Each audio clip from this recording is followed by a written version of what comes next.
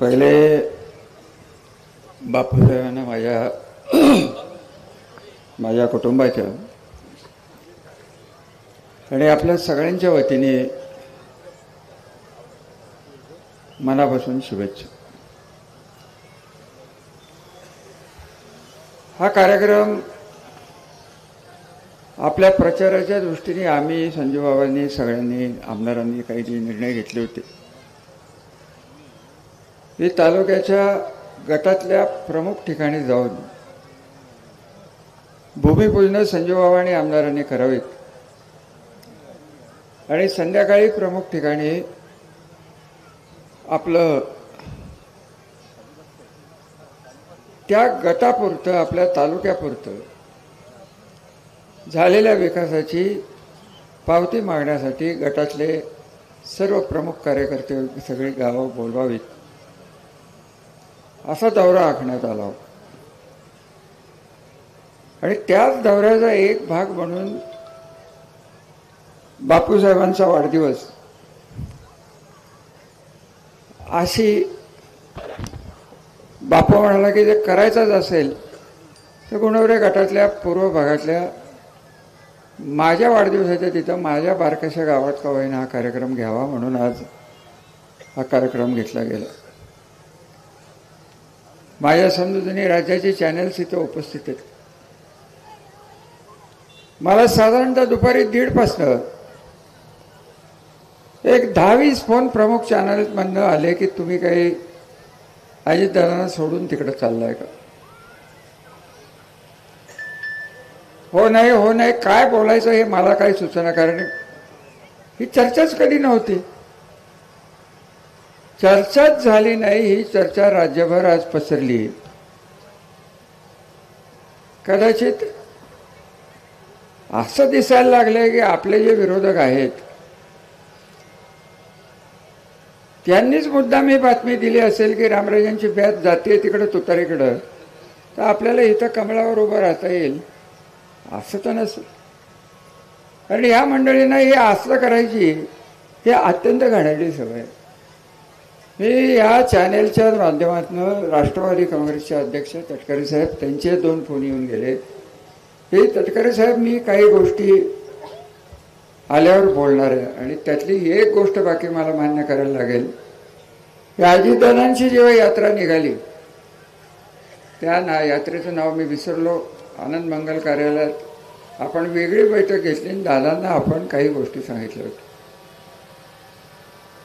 बापूच्या ईडीची केस झाली. तिला माजी सभापती सौ रेश्मा भोसले बसल्यात. त्यांच्यावर वेडेवाकडीची काही उत्तरं प्रश्न ही दिली गेली. ते बोलले. उत्तर कोरेगावची काही मंडळी त्यांनी त्यावेळेस तेच सांगितलं. या सगळ्याची उत्तरं जोपर्यंत इथं मिळत नाही आहेत आणि ही उत्तरं जर मिळायची असेल तर आपण गाऱ्हाणं मागणार हे देवेंद्र फडणवीसांच्याकडे जायचं मला काही कारण नाही. मी देवेंद्र फडणवीसांचं नेतृत्व माझ्या आणि त्यांचे अत्यंत उत्तम संबंध आहेत. राज्य पातळीवर एकही माणूस गेल्या 25 वर्षात माझा शत्रू नाही. एक आमदार सोडला तर तोही आपल्या जिल्ह्यातला. शत्रू म्हणजे राजकीय शत्रू, वैयक्तिक शत्रुत्व मी करत नाही, वैयक्तिक शत्रुत्व मी मानत नाही. राजकारण हे राजकारणापुरतं असावं असं मानणारा घराचा मी एक आत्ताच्या पिढीचा माणूस. काय आम्हाला पुरावा पाहिजे होता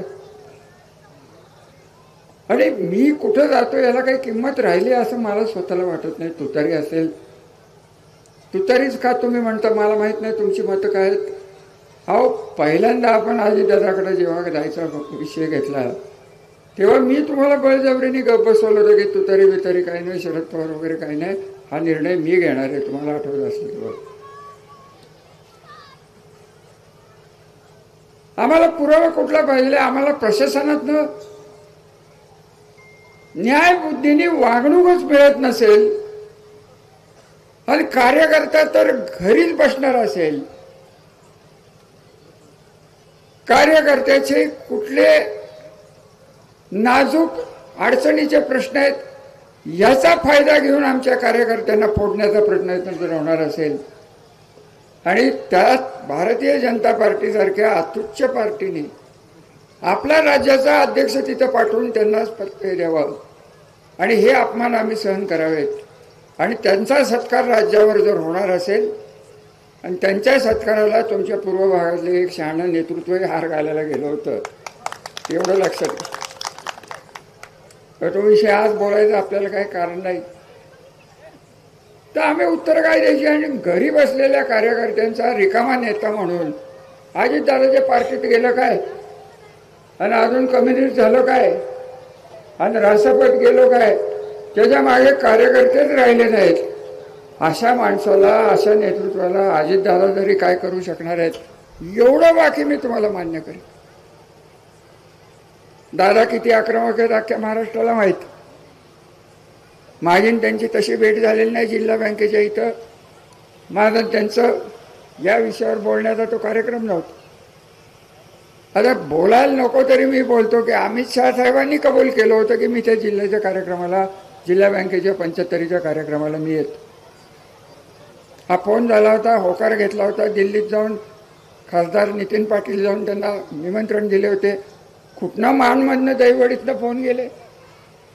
हे असं जर होणार असेल आणि त्याला राज्य पातळीची नेतृत्व आणि देश पातळीची नेतृत्व ही जर त्याला जर साथ देणार असतील तर आम्ही करायचं काय, हा खरा प्रश्न मी अजितदादांना जाऊन विचारणार. तुमच्या अडचणी आम्ही समजतो. आपल्याला का हा निर्णय घ्यायला लागला याचं सगळ्यांनी उत्तर दिलं. पवार साहेबांच्या, हे बघा अजितदादांनी मला 95ला मदत केली, पण आपल्याला विकासाला दिल्लीतनं जी ताकद मिळालेली आहे, आपले कारखान्याचे प्रश्न असतील, नीरा देवगडचे प्रश्न असतील, बलकवडीचे प्रश्न असतील, संबंध पश्चिम महाराष्ट्राच्या 75% विश्वासार्हतेचे जे काही जे धरणं मायनर इरिगेशन पासून होते, तेव्हा पवार साहेबांनी तत्कालीन बंगालचे जलसंपदा मंत्री, त्यांचं नाव नेमकं विसरलो, ते वारले, ते त्यांचे मित्र होते, त्यांनी बोलवून सांगितलं. ते काही दिवसात सह्याद्री गेस्ट हाऊसला आले.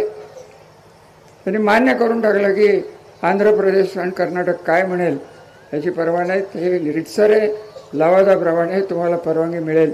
ही सगळी पाटणची धरणं त्यात सुटली, उरमोडीचं धरण त्यात सुटलं. राहिलं नीरा देवघर राहिलं, कारण ते 50% विश्वासार्हते होतं. तर तो पाणी कुठे वाया जातो. आपण ज्या गावात बसलोय ते वीरचं पाणी, नीरा देवघरचं पाणी वीरमध्ये येऊन तुम्हीच लोक गेली 15 वर्ष वापरताय की नाही एवढं सांगा.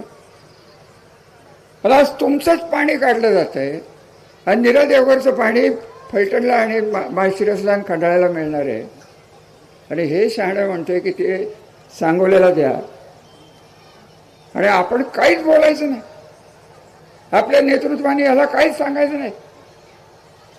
अरे असं जर असेल, वैयक्तिक माझे मान अपमान मी कधी मानलेले नाहीत. या पाण्यासाठी मी अपमान सहन केले, एवढंच मी तुम्हाला सांगेन. एकदा कधीतरी मी जेव्हा वेळ येईल तेव्हा कोण काय बोललं, एक तुम्हाला निश्चित सांगेन की पाण्याचा आग्रह, औद्योगिक वसाहतीचा आग्रह हा 95 सालपासून आज 2024पर्यंत कायम मनात ठेवून दिवस आणि रात्र घालवलेली. यांचं काय चाललंय. आज म्हणायचं नीरा देवघरचं पाणी मी आणलं, तू टेंडर काढलं. वेड्या धरणच झालं नसतं तर तुझं टेंडर कोण घेतलं असतं. राम निंबाळकरांनी घेतलं असतं का. हे राम निंबाळकर शाणे मोठे कॉन्ट्रॅक्ट, कुठले, निंबळकचे, बापूंच्या गावचे. त्यांना माझी एकच विनंती आहे की तुम्ही कॉन्ट्रॅक्टर म्हणून होता, तुमच्या वेळेचं आम्ही कौतुक केलंय. तुम्ही राजकारणात उडी घेताय. राजकारणात जेव्हा उडी घेतली जाते तेव्हा राजकीय नेत्याच्या नादाला लागू नये, माझ्या तर नादाला चुकून लागू नये. तुम्ही पैशाच्या ताकदीवर राजकारण करायचा प्रयत्न केला तुम्हाला तशीच उत्तरं मिळतील. आज तुमचा हा जो रस्ता आहे ना, त्याचं टेंडरही त्यांच्याकडेच. आमचं काय म्हणणं नाही, काम उत्कृष्ट करतात, परंतु राजकारणात भाग घेणं गव्हर्नमेंट कॉन्ट्रॅक्टरनी हा वेडेपणा आहे, एवढं मी सांगेन. आणि त्यांनी तो केलेला आहे. बघू पुढे काय होईल. 2.5 महिनेच राहिले, 2 महिनेच राहिले. मी विसरणारा माणूस नाही. चांगलं तर चांगलं, वाईट तर वाईट. तेव्हा तो विषय जरी आपण सोडून दिला तरी अजितदादांच्याकडे जा, अजितदादांच्याकडे जा, तुतारीकडे जा, तुतारीकडे जा. मी तुम्हाला एक खरं सांगू का, आपले प्रश्न सोडवण्यासाठी आपण शरद पवारांना दुखवून तिकडे गेलो ही वस्तुस्थिती. अगदी स्पष्ट सांगतो, हे आम्ही सगळेजण 9-10 जण जेव्हा पवार साहेबांच्याकडे पहिल्यांदा गेलो, मी हात जोडून त्यांना सांगितलं की साहेब, ही परिस्थिती फील्डमध्ये तशी राहिलेली नाही. माझ्या स्वतःवर वयाच्या 75व्या वर्षी हे आणि मानचे आमदार यांनी खंडणीचे गुन्हे आणि किडनॅपिंगचे गुन्हे लावायचा प्रयत्न पुणे जिल्ह्याच्या आर्थिक गुन्हे शाखेत केले होते. ही माझ्यावरची परिस्थिती. तेव्हा तर मला वाटतं मी सभापती होतो. राज्याच्या सभापतीला 8 टाकाची तयारी ह्या दोघांची. सुदैवाने मला मानणारे 35 वर्षातले काही प्रशासनातले अधिकारी आहेत, पोलिसातले अधिकारी आहेत, त्यांनी मला सावध केलं. देवेंद्र फडणवीस साहेब त्यांना फोन केला की साहेब हे काय चाललं. आजही तेच झालं. 15 दिवसापूर्वी 20 दिवसापूर्वी हीच बातमी परत फिरायला लागली. रामराजे आज जाणार आहेत, हा आज जाणार आहेत, तो आज जाणार. हे कोण करते? त्या दमदाट्या आम्हाला थांबवणारच की नाही? का आम्हाला वाटायला लागलं की आम्हीच पाकिस्तानात गेलोय का काय? आम्हाला वाटायला लागलंय. याचा न्याय आपण आपल्या नेत्याकडे मागायचा. शरद पवार तर हे अत्युच्च पातळीवरचे नेते, त्यांना काय, मी काय बोलणार शरद पवार साहेबांना? म्हणजे मी त्यांना विनंती केली होती की साहेब, जे काय घडते त्यासाठी आपल्या भूमिकेचा आपण पुनर्विचार करावा आणि आम्हाला आपल्या आशीर्वादाने तिकडे जावा, याचा बाकी मी साक्षीदार. आजच्या या सभेत जो अजेंडावरच विषय नाही तो राज्यावर कसा गेला याचा शोध पहिल्यांदा मी घेणार. हे आत्ताही मला त्यांचेच फोन येतात. मी तुम्हाला एकच सांगेन की तुमच्या भावना तीव्र होत जाणार आहेत. उत्तर कोरेगावने तर जाहीरच करून टाकलंय आणि त्याला काय उत्तर देऊ? हा उपसभापती बंडू संजय साळुंखे 3,500-4,000 हजार मतांनी निवडून आलेले लोकप्रतिनिधी, ते विकास साळुंखे, ते तिकडचा एक पद्धतशीर काम करणारा नेता, 5-6 हजाराचं गाव, पैसे वाटायला ते आपल्यातलं एक शहाचं कार्ट, ते कोरेगावकराचं कार्ट, ह्यांनी नावं घेतली नाहीत पण मला काय घालवायचं? हे पैसे वाटत फिरतायत. यांनी त्यांना अडवलं आणि ह्यांनाच शिव्या घालतायत आणि ह्यांच्यावरच केस होतीये. आणि 22 आता ह्याला करणार काय आपण? सत्तेत जाऊनही इलेक्शनमध्ये ही पद्धत जर होणार असेल तर सत्ता आपल्या कामाची नाही. आपल्याला, मला स्वतःला, की पवार साहेबांना देव मानतो, अजितदादांना तेवढंच मानतो. अजितदादांचे गुण जे आहेत त्याचा विचार करून, भविष्याचा विचार करून आपण हा निर्णय घेतला. पण माझा कार्यकर्ता हा माझ्या राजकारणाचा नव्हे तर माझ्या आयुष्याचा केंद्रबिंदू आहे. आणि केंद्रबिंदू जोपर्यंत सुरक्षित राहत नाही तोपर्यंत माझी काही भारतीय जनता पार्टीची भांडणं नाहीत. मोदी साहेब त्यांचं काय व्हायचं ते म्हणजे आपल्याला काय त्याच्याशी घेणं देणं नाही. अमित शहा साहेब आदरणीय आहेत. खरं सांगायचं तर सहकार कारखान्याचे इन्कम टॅक्स कोणी माफ केले असा जर प्रश्न विचारला तर बाळासाहेब अमित शहांनी केलेलं आहे. आपल्याला मान्यच करायला लागेल. काँग्रेसला जे जमलं नाही ते त्यांनी केलं. त्याचं कारण ते स्वतः अहमदाबाद जिल्हा बँकेचे संचालक होते. परंतु जोपर्यंत दिल्लीत एक भारतीय जनता पार्टी आणि साताऱ्यात एक नवीनच भारतीय जनता पार्टीचं पिल्लू जे माणमधनं सुरुवात आहे, ज्याचं एक शाखा ही फलटणमध्ये आहे आणि त्यांना जोपर्यंत ताकद मिळते तोपर्यंत अजितदादांना आम्ही प्रश्न विचारणारच की आम्ही काय करायचं हे तुम्हीच आम्हाला सांगा. एक सांगा तरी की हे थांबणं शक्य नाही. भारतीय जनता पार्टी माझं ऐकते का नाही ऐकते, आम्ही आमच्या पद्धतीने बघू. माझं काही शरद पवारांची भांडण नाही, माझं मोदींची भांडण नाही, माझं देवेंद्र फडणवीसांची भांडण नाही, माझ्या तालुक्याचं तर मला बघायचे अधिकार आहेत की नाही. बाकीचं सगळं सोडून द्यावं. पाणी पाणी काय जातंय सर, एक लक्षात घ्या, या निरेच्या पहिला तालुका कुठला आहे तर खंडाळा आहे, दुसरा कुठला आहे, वीरचा पहिला तालुका कुठला आहे, फलटण आहे. फलटण जर असेल, आपणच ठरवलं तर पाणी पुढे जाऊन द्यायचं, नाही तर जाईल का पुढे. कायदा हातात घ्यायची वेळ आली तरी करू, पण आमचं न्यायाचं पाणी, अहो नीरा देवगडचं पुनर्वसन केलं कोणी? माळशिरसनी केलं नाही, सांगोल्याने केलं नाही, खंडाळा आणि फलटणनी 700 लोकांचं पुनर्वसन केले, फुकटच जमिनी दिल्यात. विकत घ्यायला हे यांचं सागर, हे फुकटचे विकत घ्यायला, हे तुमचे अभंग, ते एक नवीनच किल्लो तिथं तयार झालं. आता कुठपर्यंत सामना करायचा हो? आपली काही राष्ट्रीय पक्षाची भांडण करण्याची महत्वाकांक्षा नाही, आणि दिल्लीत जाऊन काय फार मोठं गाजवायचं आहे असंही माझं वय राहिलेलं नाही. परंतु जे काही केलंय, जे पाणी असेल, शिक्षण असेल, रस्ते असतील, लाख भानगडी केल्या, एक संस्कृती केली.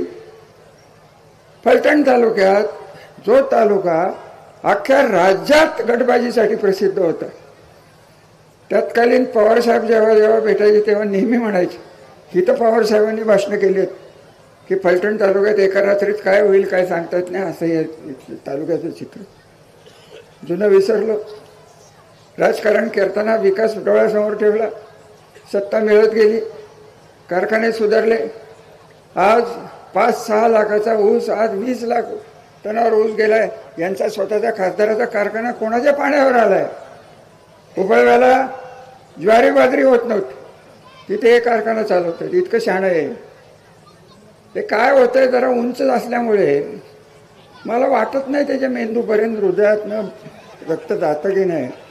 आणि मेंदूत रक्त गेलं नाही तर आपण काय म्हणतो लोकांना, कसं ते पिसाळलेलं, ते लहानपणापासून पिसाळलेलं आहे, ते पिसाळणारच आहे ना. आता त्याला सत्तेची साथ, काय बोलायचं. मला काय वेळेस बाकी भारतीय जनता पार्टीचं मला फार मोठं कौतुक वाटतं की ज्या माणसाला आत टाकायचं आहे त्याला खासदारकीच्या पहिल्या यादीत त्यांनी डिक्लेअर करून टाकलं. म्हणजे आता समजायचं काय?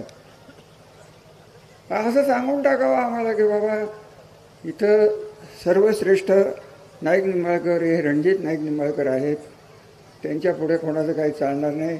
SP त्याच्यासमोर वाकणार, इन्स्पेक्टर तर ते समोर आले तर त्यांना जुलाबच लागत आहेत. तर डोले पाटील कोण आणला आहे प्रांत, त्यालाही जुलाब लागत आहेत. तहसीलदारही तसाच आहे. आपण कामच करायचं सोडून देऊ, आपल्याला काय करायचं ते आपण ठरवू. एकदा आम्हाला सांगून तरी टाका. कार्यकर्त्याला जर सरकारी अधिकाऱ्याच्या समोर जर मान मिळत नसेल, आणि असं जर सांगितलं राहील की वरनं आम्हाला वरिष्ठांचे फोन आले होते, वरिष्ठ कोण ते सांगायचंच नाही. म्हणजे पोलीस चौकीत आजही गेला तुम्ही, हे बोलणार नव्हतं खरं वाढदिवसाच्या दिवशी. काय त्या आगवण्याचं माझं काही प्रेम नाही आहे. आगवण्याचं काय केलं? अहो लाज वाटते की आगवण्यासारख्या त्याचाच कार्यकर्त्याला 16 केसेस केलेत.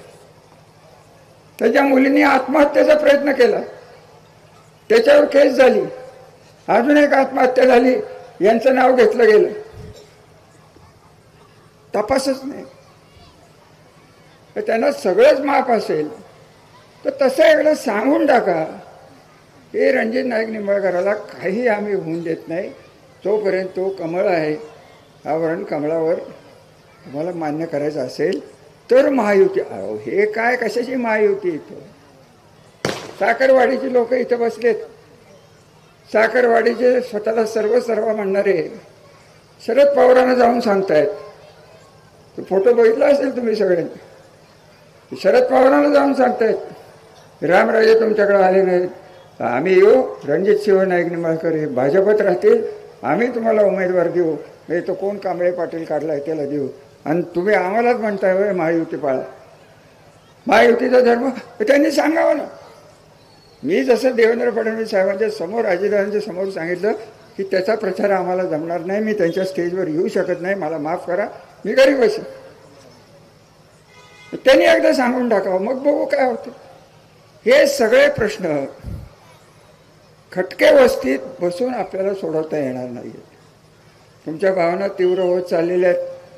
मी 30 वर्षात पहिल्यांदा बघतोय की मी म्हणतो ते विचारपूर्वक तुम्ही कधीच मान्य केलं नाही, भावनेने तुम्ही मान्य केलेलं आहे की रामराजांच्यावरचा विश्वास आहे हा, की तो जो निर्णय घेतील हा माझ्या भल्यासाठी होईल, हे सर्वसामान्य कार्यकर्त्याला पटत होतं.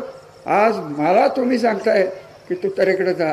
हा मोठा ऐतिहासिक क्षण फलटण तालुक्याच्या राजकारणात आलेला आहे.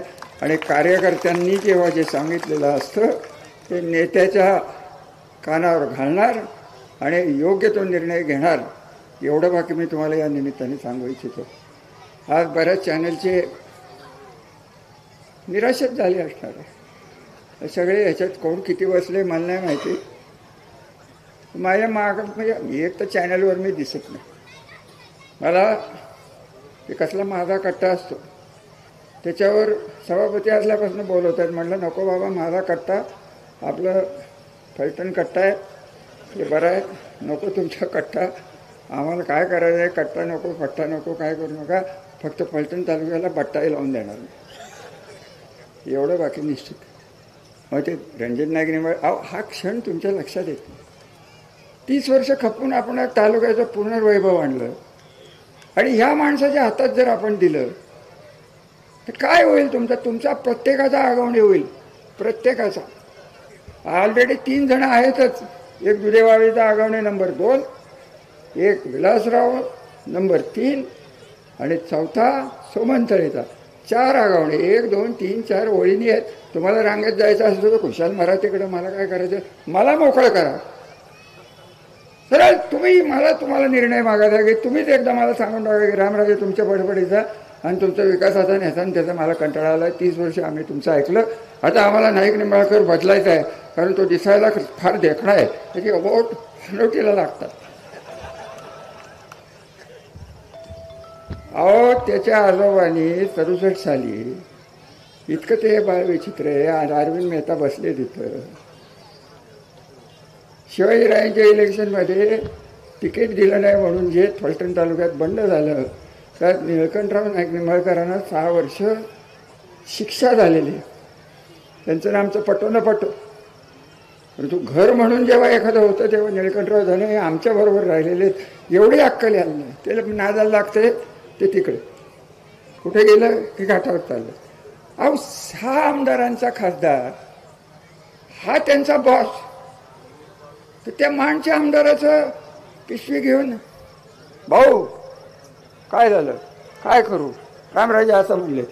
आपल्या कॅनॉल कमिटीवर जयकुमार मेंबर होते, हे माहिती आहे का तुम्हाला? एका पत्रकाराने लिहिलं का काही?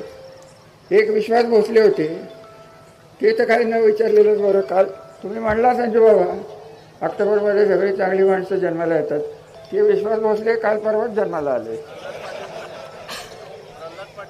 प्रल्हाद पाटील पण आहेत. आता काय करायचं का? आता कशाचं चांगलं आणि वाईट? अरे साखरवाडीचे बघा, 6 तारखेला मागच्या दारानी, इकडच्या दारानी, पाटील माझं वाटोळं केलं, 15 महिने मला पगार दिला नाही तरी पाटील. हे आम्हाला खरं झालं जमत नाही हो. हे पाटलाचा गुण, या रणजितचे गुण आम्हाला थोडे तरी पुढील जन्मात मिळावेत. हे काय न करता मतं कशी घ्यावीत, याच्यात या दोघांची काय केलंय काय यांनी? बोलण्यापलीकडे काय करू शकत नाही. वर्ण साथ मिळेल, अरे आज हिंमत असले तर ये, चल मी अपक्ष उभा करतो, तू अपक्ष कर, चल बाद झालं. पार्टीन शरद पवार माझी आहे का हिंमत? चल ये, चल तू छत्री घे आणि तू कुत्र घे.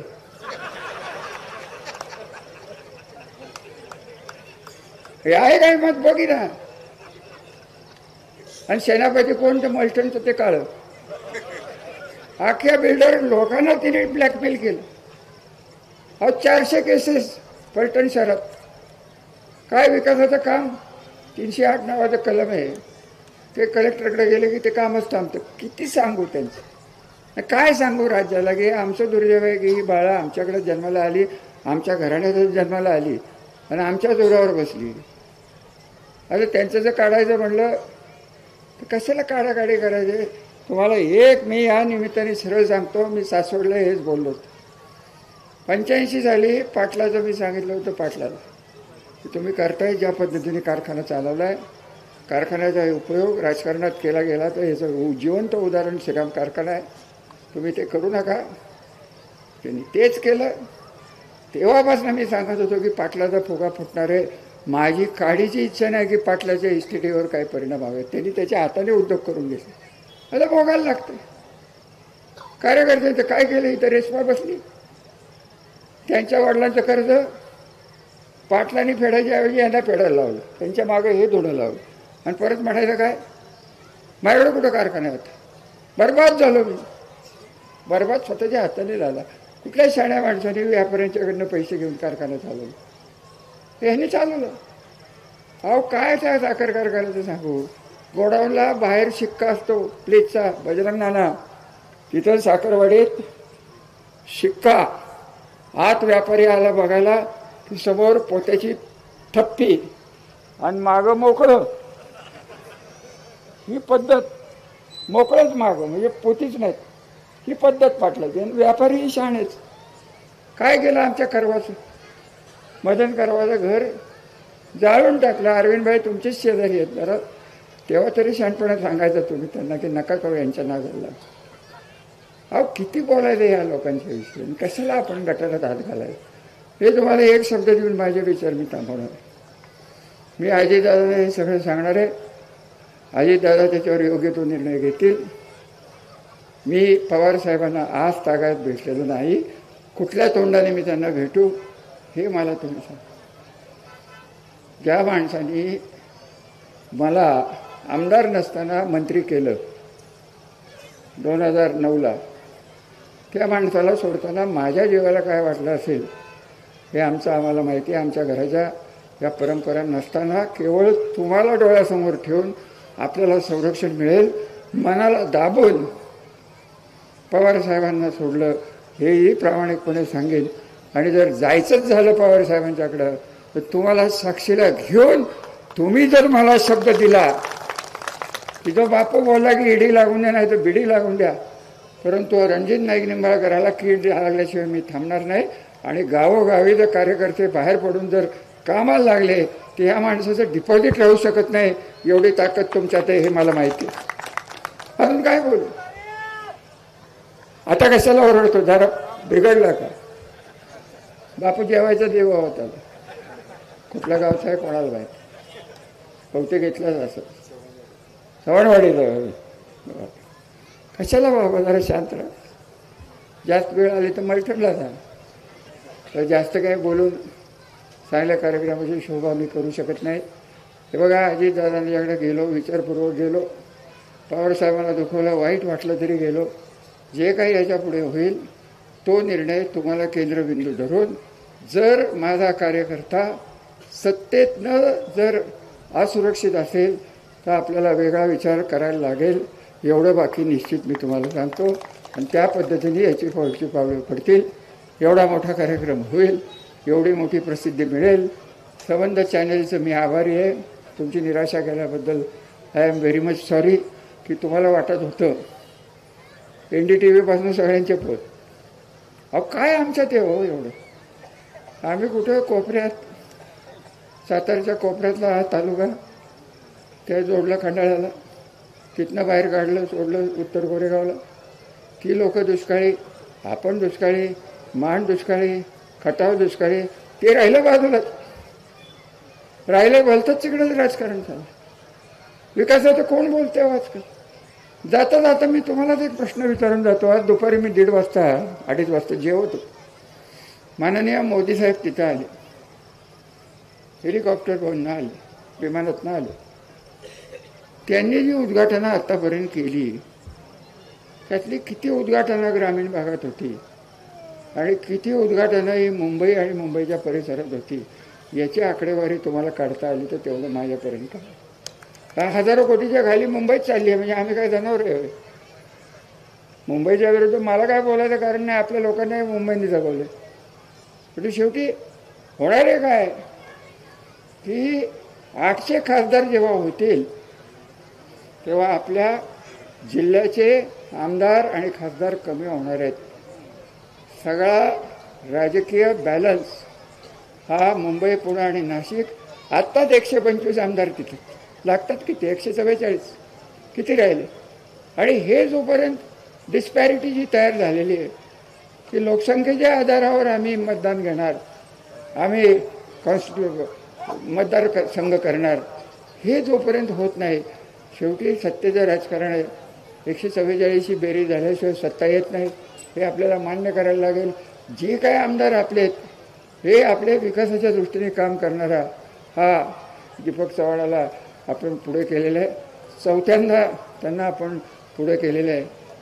फलटण तालुक्याच्या इतिहासात 3 टर्मच्यावर कोणी आमदार झाला नाही. मी स्वतः निवडून आलेला आमदार 3 वेळा झाले. चिमणराव 3 वेळा, बोईटेसाहेब 2 वेळा, हरिभाऊ निंबाळकर 1 वेळा, महाराजसाहेब 2 वेळा, शिवाजीराजे 1 वेळा.